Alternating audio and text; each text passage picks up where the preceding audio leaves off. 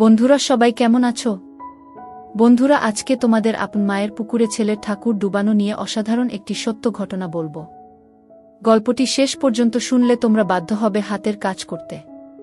না হলে সবাই আমাকে কাজ করে দিয়ে যাবে, আমি বাধা দেব না। 5 বছর আগে আর্মিতে ভর্তি হয়েছি। বাড়িতে মা আর ছোট একটা বোন আছে, অনেক আগে মারা গেছে। আমি তখন 9-এ পড়ি আর ছোট বোনটা 5-এ। তখন থেকে মা নিজে সংগ্রাম করে সংসার চালিয়েছে, ঘরে বসে সেলাই মেশিন দিয়ে মানুষের কাপড় বানিয়ে বানিয়ে আমাদের ভরণ পোষণ করেছে। কিছু চাষের জমি ছিল তাই রক্ষে। না তো আমার চাচা কাকারা যেমন হারামি এক মুঠো ভাত তুলে দেওয়ার মানুষ ছিল না। নানা নানি দাদা দাদি অনেক আগেই পটল তুলেছে, মামা মামিরা কিছুটা সহযোগিতা করেছে, তাও নাকড়ার মতো করেছে যাতে মা যা ভাগে পেত তা লিখিয়ে নিতে পারে। আমার ভুলি মা সরল মনে তা দিয়েও দিয়েছে। যা হোক, আমি কলেজে ভর্তি হয়েছি কেবলই, এমন সময় শুনলাম আর্মিতে লোক নিবে। মাকে বলে লাইনে দাঁড়িয়ে গেলাম। আমার নিজের উপর ভরসা ছিল, কারণ আমি মোটামুটি সব দিকেই ফিট। যেমন উচ্চতা তেমন বডি। মা বলে আমি আমার নানা মামাদের মতো হয়েছি, ঠিক পালোয়ান। বাবা কাকারা তো এক একটা টিনটিনে, সব কয়টা শুধু বদের হাড্ডি। যা হোক, ভালোই ভালোই টিকে গেলাম। বাড়িতে খুশির ঢোল বেজে উঠল, সবাই বলা বলি করল, যাক ছেলেটা কাজে লাগলো, এখন যদি সোনালির কষ্ট দূর হয়। হ্যাঁ, আমি আমার মার কষ্ট দূর করার জন্য কোনো দিকে না তাকিয়ে খেলাধুলা করার বয়সে চাকরিতে চলে গেলাম। গ্রামের বাড়ি হওয়াতে ভয়ের কিছু নেই, আশেপাশে তো কাকা চাচারা আছে। আমার বোন শারমিন আক্তার, বয়স 19, ইন্টার সেকেন্ড ইয়ারে পড়ে। বাবার মতো টিনে কাঠি, আমারই এমন মেয়ে পছন্দের না। মা সোনালী বেগম, বয়স মনে হয় 42 হবে, দারুণ দেখতে, এখনো যুবতী মেয়েদের সাথে পাল্লা দিতে পারবে। ফর্সা লাল টকটকে, মার দীঘল কালো চুল ঘন মেঘের ভেলা, এত ঘন লম্বা চুল যে তা সারা পিঠ বেয়ে কোমর ছড়িয়ে নিচে নেমে যায়। লাল টকটকে ঠোঁট আর টানাটানা চোখ, সব মিলিয়ে আমার স্বপ্নের নারী, আমার জন্মদানকারী বিধবা মা। যা চরম পাপ, যা কখনো পাওয়ার নয়। সবই জানি, সবই বুঝি, তারপরও মনের কোথায় যেন সোনালীকে নিয়ে স্বপ্নের নীড় রচনা করি। যেখানে মা নয় সে আমার সোনালী, শুধু সোনালী। আমার মনের এ গোপন চাওয়ার কথা শুধু আমি জানি। আমার সরকারি বেতনে মার রূপ যেন দিনকে দিন বেড়েই চলছে। মার গর্বে বুক সব সময় ফুলে থাকে, গ্রামে সব সময় আমার জয় জয়কার। 5 বছরে ভাঙা ঘর পাকা করেছি, এখন 4 রুমের বাড়িটা আমাদের শান্তির নীড়। এবার ছুটিতে এসেই মা বায়না শুরু করল আমার বিয়ে দিবে। যদিও এটা অনেক আগে থেকেই চলছে, আমি শুধু বারবার এড়িয়ে যাচ্ছি। আজ এ নিয়ে মার সাথে মুখ কালাকালি হয়ে গেল। মার এক কথা, শারমিন বড় হয়েছে, বিয়ে দিতে হবে। এরই মাঝে কয়েকটা সম্বন্ধ এসেছিল, তার বিয়ে হয়ে গেলে সে একা একা কিভাবে থাকবে, হ্যান ত্যান কত কথা। আমি এসেছি শুনে ছোট মামা এলো, সারাদিন থেকে বিকেলে যাওয়ার সময় আমাদের সবাইকে নিয়ে যেতে চাইল। আমরা না যাওয়াতে জোর করে শারমিনকে নিয়ে গেল, বলল 2 দিন পর মা বেটা গিয়ে বেরিয়ে আসবে আর শারমিনকে নিয়ে আসবে। আমাকে আর মাকে নিয়ে যাওয়ার জন্য আর কি এমনটা করল? সন্ধ্যা থেকে আকাশটা মেঘলা হয়ে আছে দেখে বাইরে গেলাম না। না হলে 2 দিন থেকে এসে সন্ধ্যার পর বন্ধুদের সাথে আড্ডা মারতে বেরিয়ে পড়ি। আজ গেলাম না দেখে মাও খুব খুশি। গরম গরম পকোড়া ভেজে দিল। বিছানায় বসে মা বেটা মিলে আরাম করে খাচ্ছি। মিশু, মা, কাউকে পছন্দ করিস? আমি মার মুখের দিকে তাকিয়ে মুচকি মুচকি হাসছি। বল না পছন্দ করিস, করলে এতদিন তুমি জানতে না। তবে হ্যাঁ, একজনকে খুব ভালো লাগে, এবং এও জানি তাকে আমি পাব না। কেন পাবি না? আমার ছেলে কি দেখতে খারাপ? কোনো লাট সাহেবে বেটি সে রে? হা হা।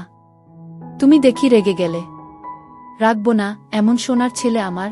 আর কি না, বল তুই কে সে? বাদ দাও মা, আমার যাকে ভালো লাগে তার কথা দুনিয়ার কাউকে বলতে পারবো না, শুধু খোদাকে ছাড়া। মা আমার এমন গম্ভীর কথা শুনে অবাক হয়ে চেয়ে রয়েছে। এটা কি কথা রে বাবা? আমাকে বলতে না পারিস তোর ভাবি মানে রাসেলের বুয়ের কাছে বলিস তুই? না মা, তা না, তুমি আমার সবচেয়ে বড় বন্ধু, তোমাকেই যেহেতু বলতে পারছি না, সেখানে বলতে গেলে তারা তো আমাদের শত্রু, তাদের বলতে যাব কেন? তাহলে বল না, কে সে, কোথায় বাড়ি, কোনো বাড়ির মেয়ে? আমি চুপ করে বসে রয়েছি। মা অনেকক্ষণ আমার উত্তরের অপেক্ষায় থেকে মুখ গোমরা করে চলে গেল। ঘন ঘন বিদ্যুৎ চমকাচ্ছে, আকাশটা কালো হয়ে আছে, রাতের তারাগুলো না জানি কোথায় ডুব দিয়েছে। আমি জানালার গ্লাস খুলে দিয়ে ঠান্ডা হাওয়া গায়ে মাখছি, হাত বাড়িয়ে ব্যাগটা নিয়ে খুললাম, সিগারেটের প্যাকেটটা বের করে একটা ধরিয়ে টানছি। প্যাকেট রাখতে গিয়ে মোবাইলের বক্সটার কথা মনে পড়ল। শারমিনের জন্য যা যা এনেছিলাম সব দিয়েছি, শুধু মার গুলো দেওয়া হয়নি, চেয়েছিলাম দিতে, এমন সময় ছোট মামা এলো তাই আর দেওয়া হয়নি। নতুন অ্যান্ড্রয়েড সেট, মা খুব খুশি হবে। আরেক বক্সে একটা স্বর্ণের চেইন, মার যেটা ছিল সেটা আমার এসএসসির ফর্ম ফিলআপের সময় বিক্রি করে দিয়েছিল। তখন থেকে মার গলা খালি। আরও কয়েকটা জিনিস আছে মার জন্য। আয় খেয়ে নে, ঝড় আসতে পারে, কারেন্ট চলে গেলে খেতে ঝামেলা হবে। আমি তাড়াতাড়ি সিগারেটটা জানালা দিয়ে বাইরে ফেলে দিয়ে বললাম, হা দাও। কি লজ্জা! মা সিগারেট খেতে দেখে নিল, জানে আমি খাই, তবে এভাবে দেখেনি কখনো। ঘরে বসে সিগারেট খাওয়াটা ভুল হয়ে গেছে, সারা ঘরে সিগারেটের ধোঁয়া। মা বেটা খেয়ে দিয়ে উঠলাম। মা বল, আমার রুমে এসো তো একটু। তুই যা, থালা বাসনগুলো গুছিয়ে আসছি। আমি রুমে এসে শুয়ে রইলাম। মা আধা ঘন্টা পর হাত মুছতে মুছতে এলো। কি রে বাবা? আমি উঠে মার হাত ধরে খাটে নিয়ে বসালাম। ব্যাগ থেকে এক এক করে শাড়ি, ব্লাউজের কাপড়, ছায়ার কাপড়, একটা বাদুর বোরকা, দুটো ওড়না, একটা শীতের জামা, চাদর এবং আরও একটা প্যাকেট দিলাম। প্যাকেটটা দিলাম ভয়ে ভয়ে, কারণ ওতে দুসেট ছোট জামা কাপড় আছে, জানি না দেখার পর কি বলবে। এত কিছু কি জন্য এনেছিস? তোর কি বুদ্ধিশুদ্ধি হবে না কখনো? প্রতিবারই এত কিছু আনা লাগবে? আহ থামো তো তুমি, যা লাগে তা আনব না। এটাতে কি রে? না, ওটা এখন খুলবে না, তোমার ঘরে গিয়ে খুলবে, আর প্লিজ রাগ করবে না। কি আছে এতে, তা তুমি খুলে দেখে নিও। আর হ্যাঁ, আরও কিছু আছে, এই বলে মোবাইলটা দিলাম। একটা থাকতে আরেকটা এত দামি মোবাইল, তোমার চেয়ে কেন কিছু দামি নয় আমার কাছে, এই বলে গালে একটা হামি দিলাম। মাও আমার কপালে হামি দিল। চোখ বন্ধ করো তো। কেন রে? আহ বন্ধ করো না একটু। মা হেসে দিয়ে চোখ বন্ধ করল। আমি চেইনটা মার গলায় পরিয়ে দিলাম। এখন চোখ খুলো মা। মা চোখ খুলে স্বর্ণের চেইনটা দেখে হুহু করে কেঁদে দিল। না মা, না, কাঁদবে না, প্লিজ মা, কেঁদে না, তোমার মুখে হাসি দেখব বলে নিয়ে এসেছি, সেখানে তুমি যদি কাঁদো তাহলে আমার খুব কষ্ট হবে মা। না রে বাবা, কাঁদছি না, তুই বুঝবি না এটা কিসের কান্না। খুশি হয়েছ মা? হা রে বাবা, অনেক খুশি হয়েছি। এই বলে মা দাঁড়িয়ে উঠে আমাকে ধরল। আমি তো কেঁপে উঠলাম। মা কখনো এভাবে আমাকে ধরেছে বলে মনে পড়ে না। ইস কি নরম, কি সুন্দর ঘ্রাণ, ও দুটো আমার বুকে পিষ্ট হচ্ছে। মা অনেকটা খাটো হওয়াতে তার মাথাটা আমার থুতনির নিচে, চুল থেকে সুবাস এসে নাকে লাগছে। নাক মুখ ডুবিয়ে দিলাম চুলে। ধীরে ধীরে আমার ওটা শক্ত হচ্ছে। মন চাচ্ছে হাত দুটো আরেকটু নিচে নিয়ে রাখি, তবে সাহস পাচ্ছি না। মা আমার যা রাগী মানুষ, ছোটবেলায় কত বেতপিটা করেছে তার হিসাব নেই। মার মুখটা দুহাত দিয়ে ধরে কপালে একটা হামি দিলাম। আর কখনো কাঁদবে না মা, আমি যেন তোমার চোখে পানি না দেখি। আচ্ছা বাবা, আর কাঁদব না। তো যাও, লাল তাঁতের শাড়িটা পরে দেখাও তো, দেখি কেমন লাগে আমার মাকে। যা পাগল, আমি বিধবা মেয়ে লোক, এমন লাল টকটকে শাড়ি পরলে মানুষে কি বলবে? কে কি বলল তাতে তোমার কি যায় আসে? আর এখানে মানুষ আসবে কোথা থেকে? মানুষের সামনে না পড়তে চাইলে পড়ো না, এখন আমাকে তো পরে দেখাও।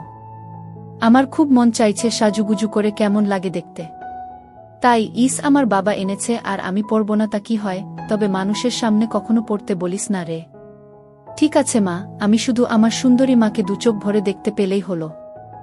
যা দুষ্টু, মাকে কেউ সুন্দরী বলে? হা হা, তাই? তাহলে কি বলবো গো? হিহি, তুই জানিস কি বলবি। বেয়াদবি নিও না, প্যাকেটে যা আছে তাও পড়ো। কি আছে রে এতে? যাও খুলে দেখো। মা চলে গেল। আমি পিছন থেকে দেখে মুগ্ধ হয়ে গেলাম। এ মহিলার কি কখনো যৌবনে ভাটা পড়বে না? প্রায় 15 মিনিট পরে মা এলো। অসম্ভব, এ কাকে দেখছি আমি? এতদিন এক পেরে শাড়িতে যে মাকে দেখেছি তার সাথে এ মহিলার কেন মিল নেয়? কি সুন্দর, অতুলনীয়, গর্জিয়াস, মার্ভেলাস, যতই উপমা দিই না কেন কম পড়ে যাবে। মা দরজার কাছে দাঁড়িয়ে আছে, আমি বিছানার পাশে হা করে দাঁড়িয়ে আছি। মা ভীষণ মায়াবী করে হেসে চোখের ভ্রুর উঠানামা করে জানতে চাইলে, কি কেমন? আমি ধীরে ধীরে মার সামনে গিয়ে দাঁড়ালাম। কি রে, কেমন হয়েছে? দারুণ মা, খুব সুন্দর, মনে হচ্ছে অ্যাঞ্জেল। যা দুষ্টু, মাকে এমন কমপ্লিমেন্ট দিতে হয়? আমার 10 পাস মা যে এমন কথাও বলতে পারে জানা ছিল না। সরি মা বলে হাত ধরে বিছানায় নিয়ে বসালাম। আমি নিচে বসে মার কোলে মাথা রাখলাম। তুমি সব সময় এমন ভাবে থাকতে পারো না মা? মা আমার মাথায় চুলে হাত বুলিয়ে দিয়ে, কি পাগলের মতো বলছিস? মানুষে দেখলে কি বলবে? তাহলে বলো, আমি যে কয়দিন থাকবো সে কয়দিন এমন করে সেজে থাকবে কেন রে? আমার খুব ভালো লাগে মা। হি হি পাগল, আচ্ছা থাকবনি। আমি মুখ উঠিয়ে মার মুখের দিকে তাকিয়ে, ওগুলো পড়েছ মা? যা শয়তান, কিছু তো শরম কর। মার জন্য কেউ এসব আনে? জানি না মা কেউ আনে কি না, তবে বাবা থাকলে হয়তো আমিও আনতাম না। সে নেই দেখে মনে হলো আমার মার তো ভালো মন্দর খোঁজ রাখার কেউ নেই, তাই নিজেই রাখি। রাগ হয়েছ মা? না রাগ হয়নি, কিন্তু আর আনিস না। কেন মা, পছন্দ হয়নি নাকি সাইজে হয়নি? সব ঠিক আছে। তবে তবে কি মা? মা লজ্জায় মুখ ঘুরিয়ে নিয়ে, তুই এনেছিস ভাবলে পড়তে শরম করে রে। আজ থেকে আমাকে ছেলে নয় বন্ধু ভাববে, তাহলে আর শরম করবে না। হবে মা আমার বন্ধু। যাহ পাগল, সমবয়সী না হলে কি বন্ধু হওয়া যায়? এ যুগে ওসব পুরনো কথা মা। তাই বলে মা ছেলে, হামা ছেলে, এতেই তো ভালো, একে অপরের কাছে আসা যায়। তুই অনেক বড় হয়ে গেছিস দেখি, কি সুন্দর কথা বলছিস। তা তো অবশ্যই, কয়দিন পর তোমার ছেলে সেকেন্ড লেফটেন্যান্ট অফিসার হবে। খুব ভালো হবে রে বাবা, খুব ভালো হবে। এমন সময় বিদ্যুৎ চলে গেল। মোবাইলটা জ্বালাতো মিশু, দেখি চার্জার বাতিটা কোথায় আছে। থাক না মা, এমন কি সুন্দর তোমার কোলে শুয়ে আছি। জানো মা, পাহাড়ি এলাকায় একা একা পোস্টে ডিউটি দেওয়ার সময় এমন স্বপ্ন রোজ দেখি। প্রতিদিন মনে হয় তোমার কোলে শুয়ে একটু যদি। ঠিক আছে, এমনই থাক, তোর যত মন চাই। ধন্যবাদ মা। হি হি পাগল। মা হু, আজ আমার পাশে ঘুমাবে একটু? কেন রে, মন চাচ্ছে তোমাকে ধরে ঘুমাতে। ঠিক আছে, যা সদর দরজাটা বন্ধ করে ঘরগুলোতে ছিটকানি লাগিয়ে আয়। আমি উঠে লাফাতে লাফাতে চলে গেলাম। আজ আমার খুশি ধরে না, কিছু হলে হতেও পারে। এক জগ পানি নিয়ে এলাম সাথে করে। এসে দেখি মা শুয়ে পড়েছে। টেবিলে জগটা রেখে খাটের পাশে দাঁড়ালাম। মা দেয়ালের দিকে সরে গিয়ে আমাকে জায়গা করে দিল। বজ্রপাতের আলোতে মার মুখটা মায়াবী মায়াবী লাগছে। খোলা জানালার হিম বাতাসে আমার মনে ঝড় তুলছে। জানি না মার মনে কি চলছে। মনে হচ্ছে মা তার স্বামীকে পাশে শোয়ার জন্য জায়গা করে দিল। মা নতুন বউ, আমি তার স্বামী। দাঁড়িয়ে রইলি যে, শুবি না? হাসুই। মার পাশে শুয়ে পড়লাম, দুজনে মুখোমুখি। আধো অন্ধকারে দুজনে দুজনার দিকে চেয়ে আছি। ঘুমাবি না? তুমি ঘুমাও, আমার ঘুম এত তাড়াতাড়ি আসে না। তাই আয় কাছে আয়, মাথায় হাত বুলিয়ে দিচ্ছি। আমাকে আর পাই কে? একেবারে মার বুকের কাছে বুক নিয়ে গেলাম, তবে কোমরটা দূরে রাখলাম। মা একটা হাত সাইডে লম্বা করে দিল, এখানে মাথা রাখ। মা তার হাতের উপর মাথা রাখতে বলছে। আমি সহজ মনে তাই করলাম। নাকটা মার বগল থেকে ৩-৪ ইঞ্চি দূরে। ভালোমতো দেখতে না পেলেও বুঝতে পারছি যে এর বেশি দূরে নয়, কারণ ঘামের ঘ্রাণ পাচ্ছি। মার বগলের ঘ্রাণেই তো আমার শরীর আনচান আনচান করছে। মার বাম হাতের উপর শুয়ে আছি। মা ডান হাত দিয়ে মাথায় হাত বুলিয়ে দিচ্ছে, এতে করে আঁচল উঁচু হচ্ছে। আর যখনই বিদ্যুৎ চমকাচ্ছে তখনই ওগুলো দেখতে পাচ্ছি। নিজেকে কন্ট্রোল করা মুশকিল হয়ে পড়ছে। মিশু, হু, কাকে পছন্দ করিস বললি না তো? শুনলে রাগ করবে মা, তাই বলা যাবে না। কেন কেন, এমন কাকে তোর মনে ধরেছে যে শুনলে রাগ করব? বাদ দাও না মা, নিজেকে তোমার কাছে ছোট করতে চাই না তোমার মনে কষ্ট দিতে। তোর কথার তো আগা মাথা কিছুই বুঝছি না। নাইবা বুঝলে মা, হু। তোমাকে একটু ধরি। মা হি হি করে হেসে, ধর। কি সুন্দর ঘ্রাণ গো মা তোমার। যা শয়তান। আমি মার এমন আশকারা দেওয়া কথায় সাহস পেয়ে তাকে চিৎ করে দিলাম। মন চাচ্ছে কোমরাটা উপর তুলে দিতে। মুখটা উঁচু করে হামি দিয়ে বললাম, আমি তোমাকে খুব ভালোবাসি মা। মা আমার মুখটা দুহাত দিয়ে ধরে, আমিও তোকে খুব ভালোবাসি রে সোনা। আমার ভালোবাসাটা অন্যরকম মা। কেমন রে? মা ছাড়া আরো অনেক কিছু। কেমন? শুনলে রাগ করবে না তো? আহ বল না, এত পেঁচাচ্ছিস কেন? তুমি আমার ড্রিম গার্ল মা, তাই তো? কি? হ্যাঁ মা, জানি এটা শুনে আমাকে খারাপ ভাবছ, এজন্যই বলতে চাইছিলাম না। আমি তোর মা মিশু, এমনটা কিভাবে ভাবতে পারলি? জানি না মা, শুধু জানি আমি তোমাকে প্রচণ্ড ভালোবাসি। তোমাকে ছাড়া কাউকে ভাবতে পারি না। চুপ কর বেয়াদব, এমন কথা বলতে তোর মুখে বাজছে না? সরি মা। এই বলে তার উপর থেকে উঠে খাট থেকে নেমে পানি খেলাম।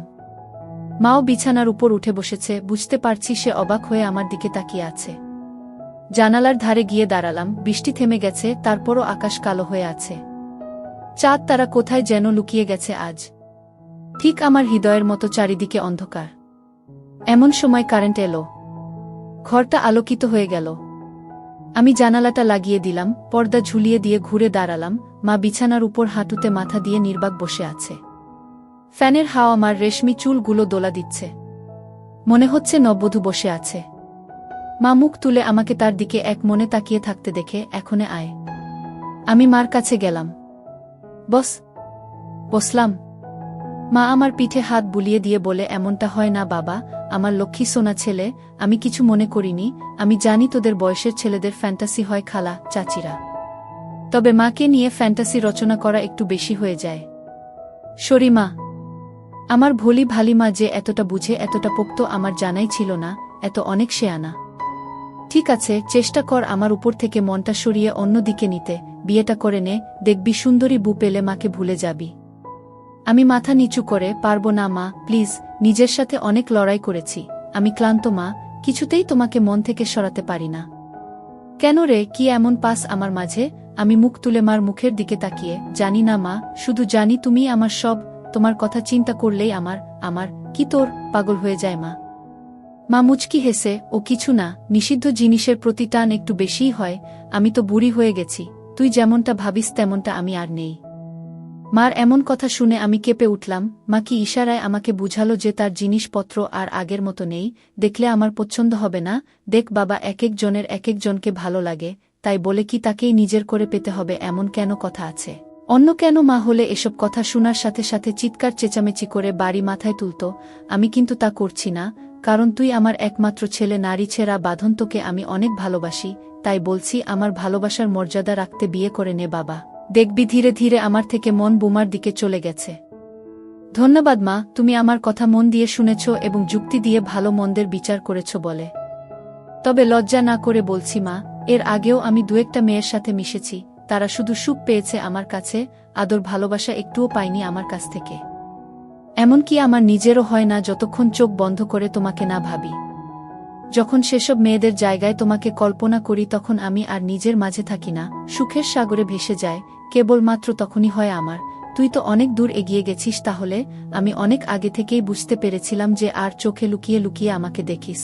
ভাবতাম শয়তান ছেলে পুলে, আরেকটু বড় হলে সমবয়সী মেয়েদের সাথে মিশলে ঠিক হয়ে যাবে, কিন্তু এখন দেখছি তা না, তোর দেখি বয়স্ক মহিলাদের ভালো লাগে।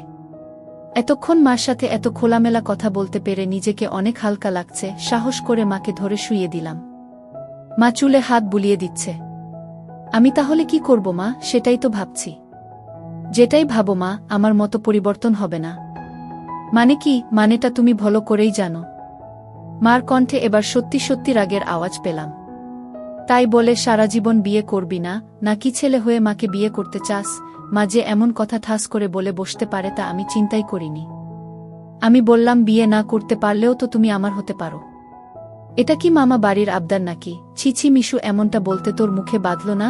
তাহলে সারা জীবন ছেলেকে এভাবেই দেখতে পাবে মা, তোমার এই মিশু কখনো বিয়ে করবে না। মার চোখে জল টলমল করছে, আমি হাত দিয়ে তা মুছিয়ে দিলাম। আমি তো এমন কিছু করিনি মা, তাহলে তুমি কাঁদছো কেন? আমরা দুজন জাস্ট আলাপ করছি। মা অনেকক্ষণ চুপ থেকে, শুন বাবা, লজ্জা শরমের মাথা খেয়ে বলছি, তোর কষ্ট আমি দেখতে পারবো না। আর বয়স্ক মহিলাদের কাপড় চোপড়ের উপর থেকেই কেবল ভালো লাগে, খুললে নয়। তুই যদি চাস তাহলে আমাকে সেভাবে একবার দেখে নে, তাও তুই মতো পরিবর্তন কর।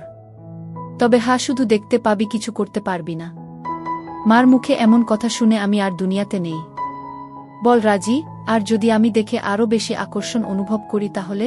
আমি বলতে চেয়েছি যে, আজ আমাকে দেখ, আর আগেও তো তুই অন্যদের দেখেছিস, তাহলেই তফাৎটা বুঝতে পারবি। আমার মনে হচ্ছে আমার মতো মার মনের ভিতরেও কিছু আছে, নয়তো দেখার কথা, আমি তো কিছু বলিনি। মা নিজ থেকে দেখতে দিতে চাইছে যে। রাজি? রাজি।